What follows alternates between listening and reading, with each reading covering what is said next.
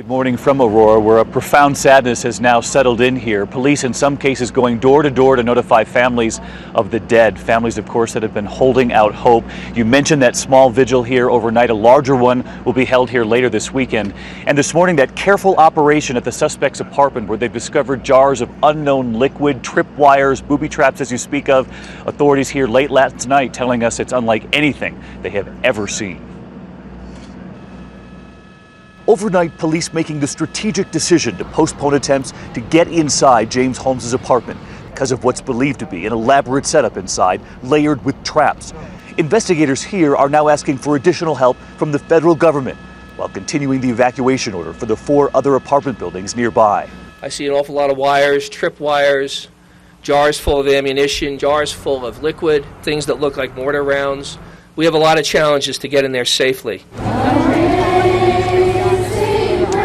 As night fell on this small Denver area community, families came together in prayer and remembrance. It's just devastating and really hard to deal with. Right now, find 4 people, give them the best hug you have.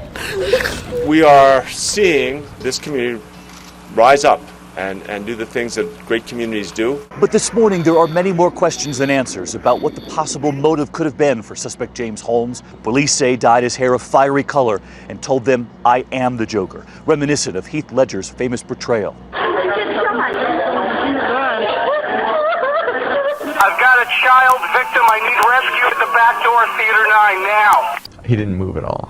He was just shooting from the same position. Stephen Barton, a recent Syracuse University graduate, was in the midst of a cross-country bike trip when he made the fateful decision to stop here in Aurora to catch the Batman premiere. The suspect began shooting into the air, then into the crowd, where Barton was shot in the neck and the chest. It was cold and calculated, definitely. It seemed very methodical, just the rate at which he was firing and how he wasn't really moving position. He was just like unloading into the crowd.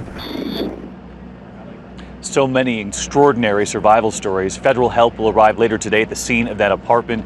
And as you can see, that theater over my shoulder here, we've been told that security's been stepped up at movie theaters all through Aurora, just as we've heard across this nation, Dan.